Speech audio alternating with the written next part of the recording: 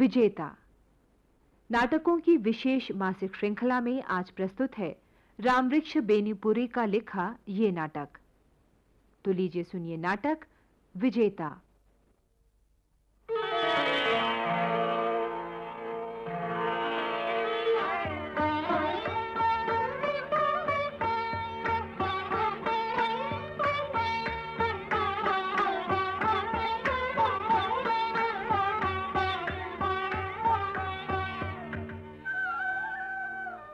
प्रणाम गुरुदेव। धन्य वत्स धन्य। यवनों के इस अस्त्र पर भी तुमने निपुणता प्राप्त कर ही ली। यवनों के नहीं, विजेताओं के अस्त्र पर कहिए गुरुदेव। ओह, वे किस तरह झंझा के वेग से आए, चीन चीन वृक्षों की तरह हमें धराशाही किया, और फिर किस प्रकार हमें रौंदते कुचलते उसी गति से वापस हो गए। तुम उन्हें भूल नहीं सके वत्स। ना भूल सका और ना भूल सकूंगा गुरुदेव। अब भी उनके मांसल पुट्ठे, उनके पैने भाले, उनका क्षिप्र वेग और उनके भीषण जयनाद मस्तिष्क में साए साए मचाए रहते हैं। शक्ति, साहस और गति के अवतार से दिखते थे वे, और सबसे बढ़कर उनका वो नेता अलक्षेंद्र। गुरुदेव, उनकी आंखों में वो क्या था जो उसके सामने गया बिना झुके नहीं रह सका? किंतु एक ऐसा भी था जो नहीं झुका। आप राजा पुरु की बात कहते हैं? नहीं, एक ऐसे पुरुष की जो अपने को बार बार भूल जाया करता है, जो दूसरों के पुट्ठे देखता है किंतु जो न अपनी विशाल भुजाओं को देखता है, न प्रशस्त वक्षस्थल को, जिन्हें देखकर अलक्षेंद्र भी मोहित हो गया था। कदाचित इसीलिए उसे बंदी बनाकर अपने देश ले जाना चाहता था वो, ये दिखाने को कि देखो, एक देश ऐसा भी है जहां के लोग ऐसे हृष्ट पुष्ट होते हुए भी पराजय स्वीकार करते हुए नहीं लजाते। किंतु क्या वो उसे बंदी रख सका? एक व्यक्ति बंदी घर से निकल आया तो क्या हुआ गुरुदेव? सारे देश के हाथों में तो वो हथकड़ियां डाल ही गया। तुम्हें अपमान बोध हो रहा है चंद्र? जो अनुभव करता हूं वो केवल अपमान ही नहीं है गुरुदेव। हाँ चंद्र, यदि सारे देश के युवक भी तुम्हारी ही तरह सोच पाते। जो नहीं सोच सकते उन्हें सोचने को बाध्य करना पड़ेगा गुरुदेव। मुझे में यह भावना कहां से आई? किसी ने तो दी। मुझ पर ये यश मत थोपो चंद्र। मुझे उस दिन का स्मरण है जब एक दीन ब्राह्मण अपने सपनों में मग्न आर्यावर्त के कोने कोने में घूम रहा था, गांवों, नगरों, पगडंडियों और राजपूतों पर ढूंढता था एक ऐसे नायक को, लोक नायक को, जो उसके सपनों के सत्य को आधार दे सके, उन्हें सार दे सके, उनमें प्राण प्रतिष्ठा कर सके।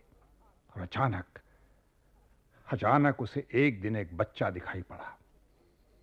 हाँ, एक बच्चा अनेक बच्चों के बीच एक ऊंचे टीले पर खड़ा उन्हें आदेश दे रहा था, देखो वहां वो शत्रु का दुर्ग है, हमें उस पर चढ़ाई करनी है, उस पर अधिकार करना है।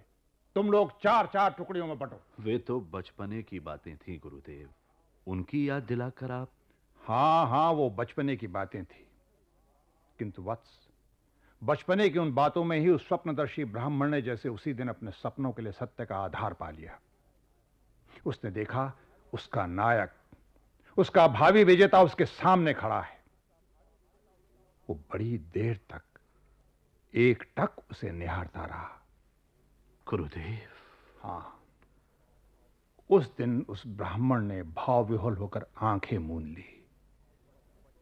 चंद्र, वो बच्चा तुम हो और ब्राह्मण मैं। कितने दिन बीत गए, सिंधु का कितना जल समुद्र में जा गिरा, किंतु वो बच्चा, वो अब भी मिट्टी के उस टीले पर ही है। और उस ब्राह्मण की शिखा आज तक नहीं बन सकी गुरुदेव। शिखा शिखा शिखा, वो अब शिखा नहीं है चंद्र, वो प्रतिहिंसा है, ज्योति शिखा है। अब वो इतनी बढ़ चुकी है कि यदि शत्रु शिविर से नहीं छुड़ाई गई तो वो मुझे ही भस्मसात कर देगी। इसीलिए कहता हूं वत्स, अब मगध चलो। तुम्हारी शिक्षा पूर्ण हुई और जो शेष थी उसे यवनों के इस विजय के अनुभव ने पूरा कर दिया है। मगध चले और यहां यवनों का साम्राज्य बना रहे? गुरुदेव, मैं पहले इनको समाप्त करना चाहता हूं। अपने देश के शीर्ष भाग पर लगा यह कलंक मुझे असही लगता है। इनकी विजय का रहस्य भी मुझे मालूम हो चुका है। मैं इन्हीं के अस्त्र से इनको पराजित करूंगा। पहले हम बाहरी शत्रु को हटाएं, फिर भीतरी शत्रु को देख लेंगे। नहीं वत्स, नहीं। जब तक भीतर शत्रु हैं तब तक तुम बाहर के शत्रु को हरा नहीं सकते, हटा नहीं सकते। उस रात झोपड़ी में वो बुढ़िया जो कह रही थी, उस बात की यथार्थता अब समझ में आ रही है। किस बात की गुरुदेव? हो सकता है तुमने ध्यान नहीं दिया हो। हम लोग बहुत रात बीते लौट रहे थे। एक झोपड़ी के निकट पहुंचे तो सुना एक बुढ़िया कह रही थी, अरे बेटा, तुम भी क्या चाणक्य चंद्रगुप्त हो कि रोटी को चारों ओर तोड़ तोड़ कर खा रहे हो, किंतु बीच में हाथ नहीं डालते? चलो चंद्र, अब बीच में हाथ डालो। हमारे दूतों ने जो समाचार दिया है उसके अनुसार पाटलिपुत्र पर चढ़ाई करने का सुनहरा अवसर आ गया है। पाटलिपुत्र, वो किन राक्षसों के पंजे में फंसा है गुरुदेव? पाटलिपुत्र का स्मरण ही तुम्हें अधीर बना डालता है चंद्र।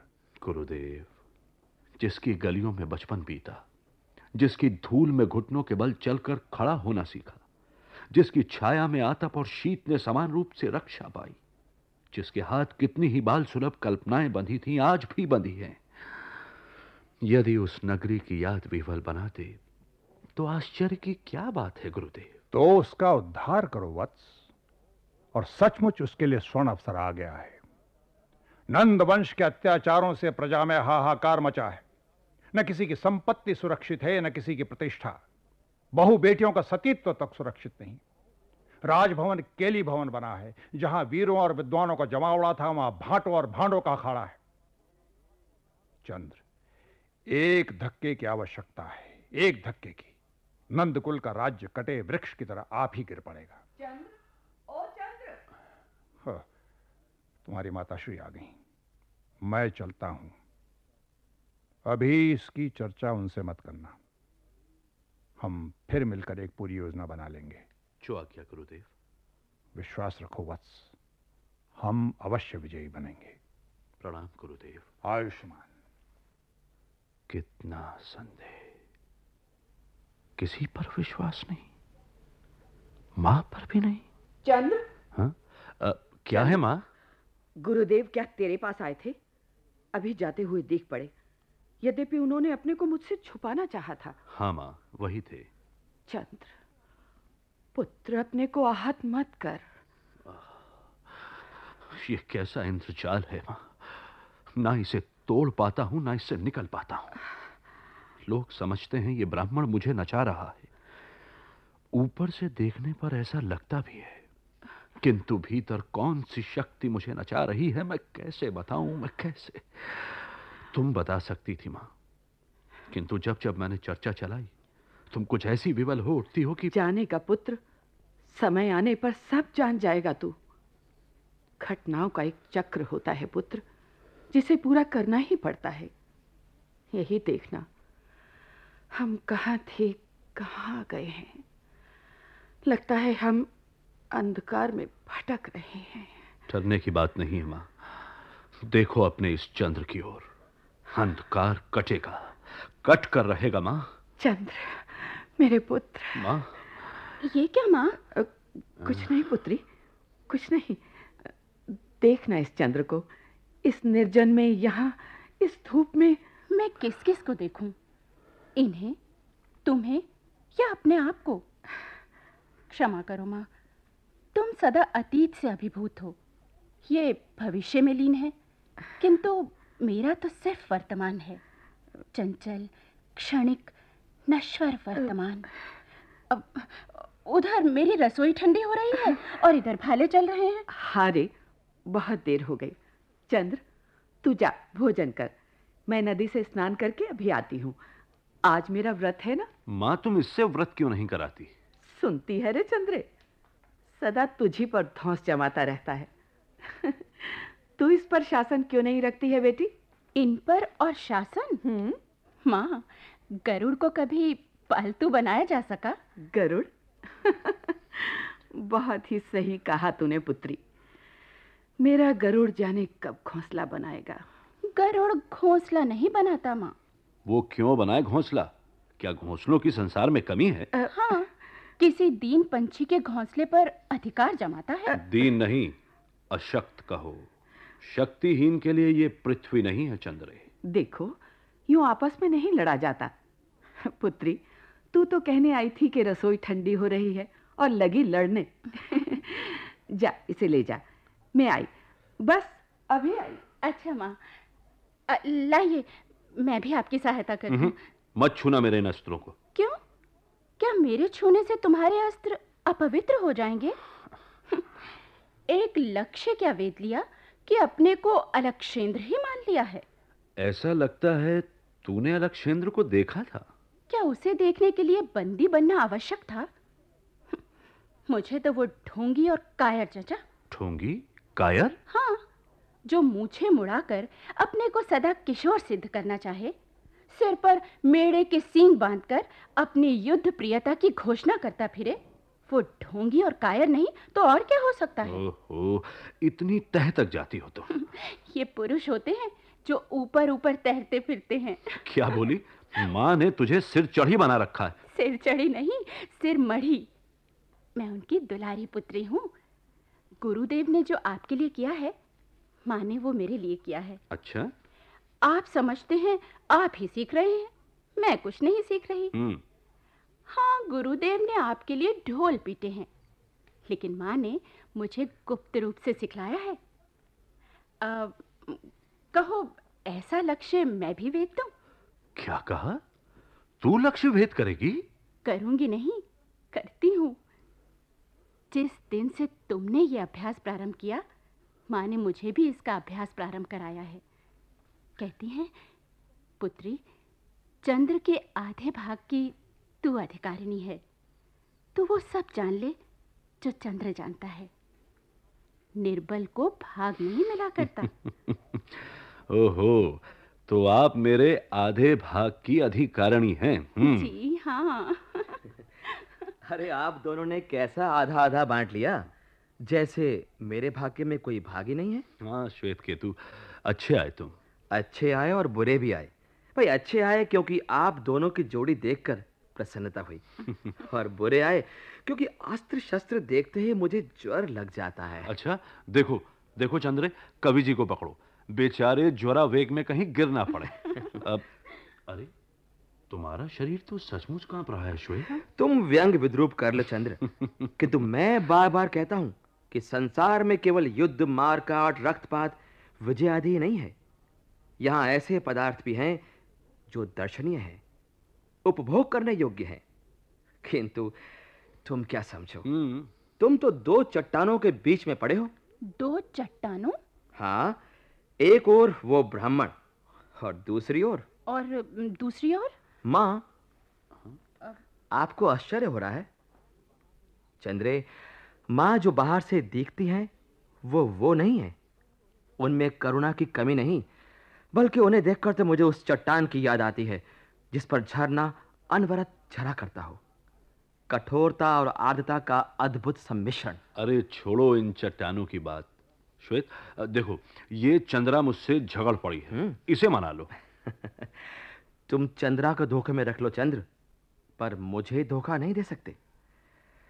ये भी समझती है तुम इसे प्यार कर रहे हो, किंतु तुम्हारे जैसे लोगों के निकट प्यार का क्या मूल्य है? यदि ये बेचारी जान पाती। कवि जी, मैं ना प्यार जानती हूँ ना चाहती हूँ।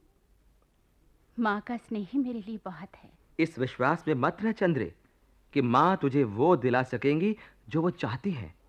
नहीं नहीं, वो ब्राह्मण कब क्या रचना कर देगा कोई कह नहीं सकता। क्यों, क्या बात है श्वेत? तुम गुरुदेव पर बहुत बिगड़ पड़े हो। तुम गुरुदेव कह लो, मेरे लिए तो वो ब्राह्मण है, और ब्राह्मण भी कैसा? काला। श्वेत, अब तुम सीमा का उल्लंघन कर रहे हो। गुरुदेव की निंदा मेरे सामने मत किया करो, समझे? अरे तो आज आप दोनों लड़ेंगे भी? लेकिन मैं जो लड़ने दूं तब ना। श्वेत जी, मेरी रसोई ठंडी हो रही है, चलिए। आप भी इस खटराग को जल्दी संभालिए और चलिए। चलो चंद्रे, तुम परोसो, मैं अभी आया। मैं आप लोगों को साथ लिए बिना नहीं जाऊंगी। कहीं फिर आपको लक्ष्य वेद की धुन समाए और या कवि जी ही को कोई कविता सोच पड़े। श्वेत, मैं तुम्हें जानता हूं। भगवान ने तुम्हारी रचना फूलों से की है। तुम्हारे भीतर बाहर सब जगह फूल ही फूल हैं। लेकिन मित्र, ऐसा सौभाग्य कितनों को मिल पाता है। विधाता के भंडार में भी इतने फूल कहां हैं कि तुम्हारे जैसे अधिक आदमी रचे जा सकें। यहां वहां सब जगह तो कांटे ही कांटे हैं।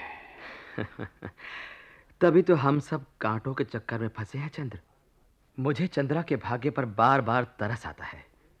तुम पाओगे, गुरुदेव पाएंगे, मां पाएंगी, सब अपने अपने मनोरथ पूरे करेंगे, किंतु ये बेचारी। मेरे लिए मत दुबले होइए कवि जी। चलिए, चलते हो चंद्र? हाँ चलो। चलिए। हाँ। आओ।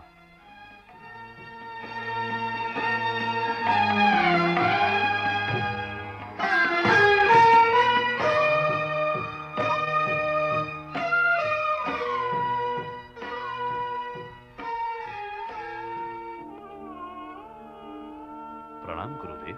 प्रणाम गुरुदेव। प्रणाम गुरुदेव। हा हा हा हा, कैसा सुंदर, कैसा दिव्य। लगता है मेरे वत्स पर आज देवत्व उतर आया है। क्या देवराज भी इतना सुंदर होगा। माते, गुरुदेव। देखिए तो, ये देदीप्यमान मुखमंडल, ये प्रशस्त ललाट, लगता है मस्तक राजमुकुट पहनने के लिए ही बनाया गया था। ये ललाट जैसे राज तिलक की ही प्रतीक्षा में था। हाँ पुत्री चंद्रे, गुरुदेव। कितना सुंदर प्रसाधन कर दिया है तूने। हाँ कवि जी, कहिए, इस शुभ अवसर के लिए कोई गीत रचा है आपने? रचा है गुरुदेव। किस कवि की वाणी ऐसे अवसरों पर मुखर हुए बिना रह सकती है। आज तो पाटलिपुत्र की गली गली गीत वाद्य से मुखरित हो रही है। जिनकी जिह्वाएं सदा बंद रहीं, उनके कंठ से भी अनायास गान फूट रहे हैं। फिर कविवाणी कैसे मौन रह सकती है गुरुदेव? अगर कोई आपत्ति न हो तो हम आपके एक आध गीत सुन लें। किंतु मेरे पास कोई वाद्य यंत्र तो है नहीं। तो चंद्रा, तू श्वेत के साथ जा और अपनी वीणा ला। गुरुदेव। और देखना श्वेत, गुरुदेव। तुम दोनों स्वर साधन उसी ओर करके आना, जिससे यहां विलंब न हो। समझ गए ना? जैसी आज्ञा। गुरुदेव। माते, गुरुदेव। क्या सभी मंगल काम आपने सहज लिए? यदि कोई कमी रह गई हो तो उसे भी शीघ्र पूरा कर लेना चाहिए ना? क्यों? हाँ हाँ, कई काम रह गए हैं गुरुदेव। मैं उन्हें संभाल कर अभी आई। गुरुदेव। उद्विग्न मत हो वत्स। कुछ बातें हैं जो हम लोग एकांत में ही कर लें तो अच्छा है। हाँ, कोई उतनी बड़ी बात भी नहीं है। गुरुदेव की जो इच्छा, जो आज्ञा। देखो चंद्र, आज मेरे मनोरथ पूरे हुए। नंदकुल का नाश हुआ, किंतु जिस नाश के पीछे निर्माण नहीं होता, वो नाश अधिक नाशकारी सिद्ध होता है। अब तुम्हें पाटलिपुत्र के स्वर्ण सिंहासन पर बैठना है और एक ऐसे साम्राज्य की नींव रखनी है जो हमारे पूज्य ऋषियों की चक्रवर्तित्व की कल्पना को सार्थक करे। चक्रवर्तित्व की कल्पना? हाँ हाँ, चक्रवर्तित्व की कल्पना। तुम्हें उसे साकार करना है जिसकी स्थापना के लिए राम ने वनवास का दुख उठाया, लंका कांड रचाया, जिसके लिए कृष्ण ने महाभारत का वो लोमहर्षक युद्ध कराया, अपने संपूर्ण गोत्र को बलि चढ़ाया। किंतु तो भी वो कल्पना अधूरी ही रही। आसेतु हिमालय के एक छत्र राज्य की वो कल्पना, जब देश की संपूर्ण इकाई एक तरह से सोचे, काम करे। किंतु गुरुदेव, ये साध्य है वत्स। इसे प्राप्त करना है और तुम करके रहोगे। किंतु एक बात है चंद्र, कहते हुए संकोच होता है। ऐसी कौन सी बात है गुरुदेव जिस पर आपको भी सोचना पड़े? सुनो वत्स, मेरी दृष्टि एक बार एक ही लक्ष्य की ओर जाती है। जब उस दिन संयोगवश तुम्हें वो खेल रचाता हुआ पाया तो मैंने निश्चय कर लिया कि तुम्ही को लेकर अपने स्वप्न को साकार करूंगा। उस समय मैंने आवश्यक नहीं समझा कि तुम्हारा कुल गोत्र पूछूं। किंतु चंद्र, आज जब तुम सिंहासन पर बैठने जा रहे हो, यह आवश्यक है कि तुम्हारे कुल गोत्र की घोषणा की जाए। कुल गोत्र की? क्या सिंहासन पर बैठने के लिए किसी विशेष कुल गोत्र का होना आवश्यक है गुरुदेव? यदि हो तो अच्छा है, और यदि नहीं हो? गुरुदेव, राज सिंहासन विजेता को खोजता है और वरण करता है। किंतु वरण करने के बाद वो भी चाहता है कि वो जो उस पर बैठने जा रहा है घोषणा करे कि वो किस कुल से है। गुरुदेव, चंद्र सूर्यवंशी है। मां, चंद्र सूर्यवंशी है? हाँ गुरुदेव। माते, मैं ये क्या सुन रहा हूं? आपने कभी ऐसी चर्चा नहीं की। कैसे करती गुरुदेव, आपको राजवंश से ही घृणा हो गई थी। गुरुदेव, हम कौशल नरेश विदुरथ के मारे हुए हैं। विदुरथ जिसे संसार शाक्य कुल का नाती मानता रहा है, किंतु एक दिन उसे इसकी यथार्थता मालूम पड़ी और उसने आप ही की तरह एक भीषण प्रतिज्ञा कर ली। कैसी प्रतिज्ञा मां? मैं शाक्य कुल का मूलोच्छेद कर दूंगा। किंतु माते, वो कौन सी बात थी कि उसे ऐसी भीषण प्रतिज्ञा करनी पड़ी? अवश्य उसके भीतर कहीं अपमान रहा होगा। हाँ गुरुदेव, अपमान ही था। जब विदुरथ के पिता ने कपिल वस्तु पर विजय प्राप्त की, उसने एक वचन लिया, शाक्य राजकुल अपनी कन्या उससे ब्याह दे। शाक्यों को यह कैसे स्वीकृत हो सकता था? किंतु कोई उपाय तो करना ही था। विजयी क्या तर्क सुन सकता है? अतः छल की शरण ली गई। एक दासी पुत्री को राजकन्या कहकर अर्पित कर दिया गया। विदुरथ उसी से उत्पन्न हुआ। दासी पुत्री से राजकन्या, उससे उत्पन्न राजकुमार। हाँ, फिर तो कुछ होना ही था। जब वो किशोर हुआ तो एक बार वो ननिहाल आया। छोटी मामी उसे बहुत प्यार करती थी। उसे उद्विग्न देख उसने बता दिया कि वो लोग क्यों उसके साथ भोजन नहीं करते। बस विदुरथ ये सुनते ही विक्षिप्त हो गया और भीषण प्रतिज्ञा कर बैठा। ओहो, प्रकट इतिहास के पीछे क्या क्या छिपा रहता है। कौशल और कपिलवस्तु के उस सर्वनाशी युद्ध का रहस्य आज खुला। माते, किंतु आप लोग कैसे बच निकले? हम लोग कहाँ गुरुदेव, तब चंद्र का जन्म भी कहाँ हुआ था। वो गर्भ में था। मैं कपिलवस्तु से भागी और भटकती हुई पिपली कानन पहुंची।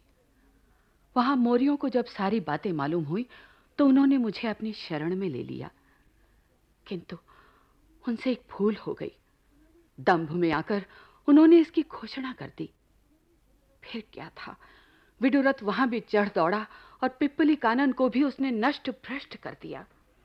प्रतिहिंसा बड़ी क्रूर होती है माते। देखती आई हूं गुरुदेव और देख रही हूं, किंतु मातृत्व की भावना भी तो कुछ कम प्रबल नहीं होती। मैं वहां से भी भागी और गंगा पार कर पाटलिपुत्र पहुंची। यहीं चंद्र का जन्म हुआ। किंतु मैंने कभी यह प्रकट नहीं होने दिया कि शाक्य कुल या किसी भी राजकुल से हमारा कोई संबंध है। मां, तुमने मेरे लिए कितने कष्ट सहे हैं। पुत्र, मुझे अपने दुख की कोई चिंता नहीं। मां, किंतु बार बार सोचती हूं, हमारे लिए ही मौर्यों ने अपना सर्वनाश कराया। उनके ऋण से कैसे उऋण हो पाऊंगी। गुरुदेव, आप घोषणा कराइए कि मैं मौर्य कुल से हूं। आज से मैं अपने को मौर्य कहूंगा। उस कुल को अमर कर दूंगा जिसने हमारी रक्षा में अपने को बलि चढ़ा दिया। साधु वत्स, साधु। ये तुम्हारे ही अनुरूप निर्णय है पुत्र। ध्यान दिया है ना? ये पाटलिपुत्र नगर संगम पर बसा हुआ है। तीन महानदियों का संगम स्थल। उत्तर, दक्षिण और पश्चिम से गंडकी, सोनभद्र और गंगा। ये 3 महान नदियां आकर यहां मिली हैं और तीनों एक होकर पूर्व दिशा को प्रवाहित हुई हैं। इसके सिंहासन को संगम का ही प्रतिनिधित्व करना चाहिए। मैं चला। और हां, मेरी ओर से पुत्री चंद्रा और कवि जी से क्षमा मांग लेना।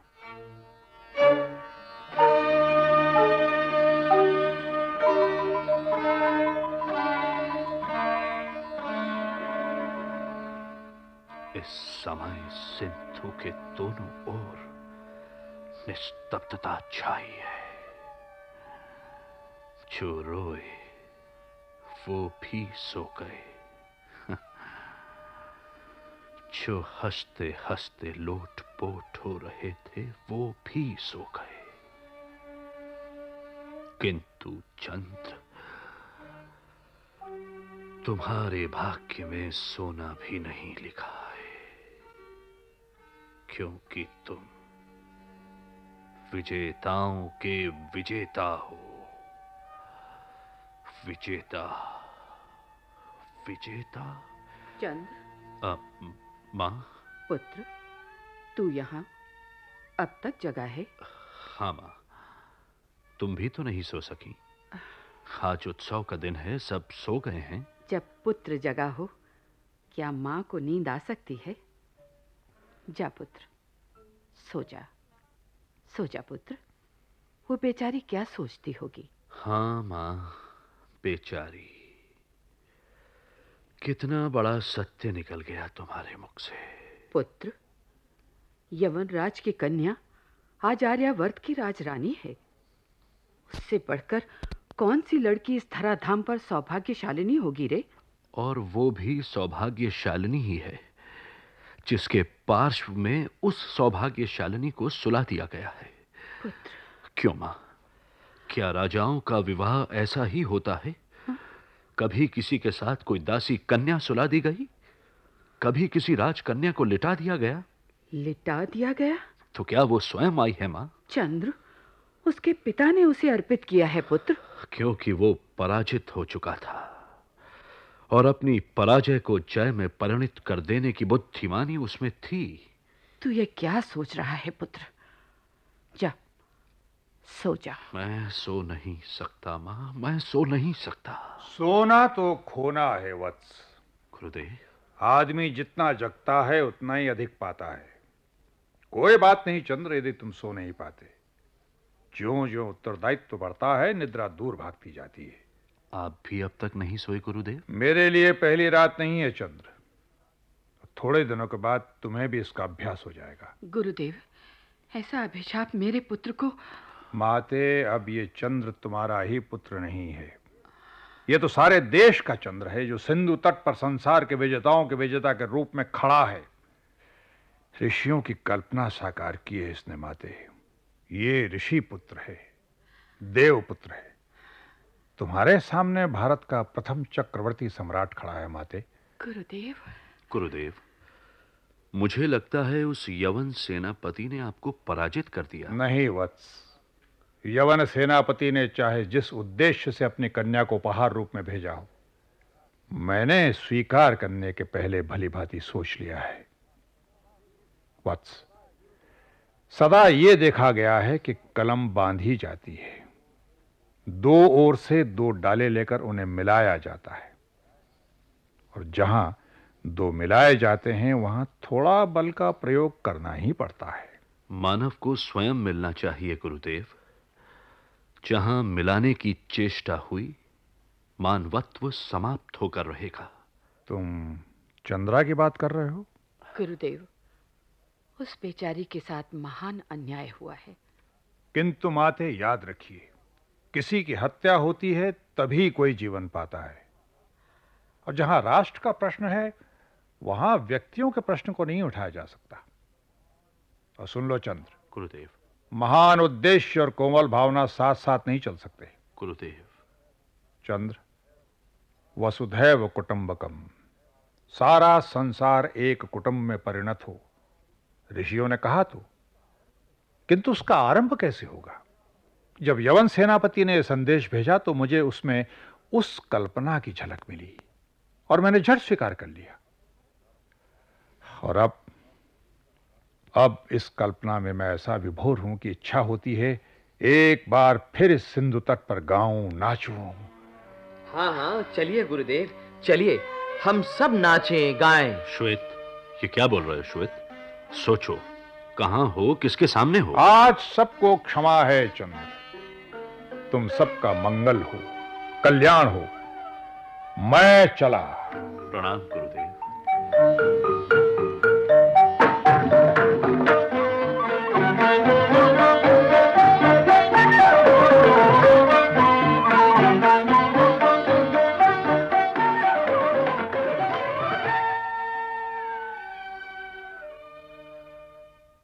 विजेता नाटकों की विशेष मासिक श्रृंखला में अभी आप रामवृक्ष बेनीपुरी का लिखा ये नाटक सुन रहे थे। निर्देशक थे सुदर्शन कुमार, प्रस्तुतकर्ता शोभाकांत राय। नाटक में भाग लेने वाले कलाकार थे B.M. बडोला, मंजू मैनी, अशोक मलकानी, हर्ष बाला और रजनीश शर्मा।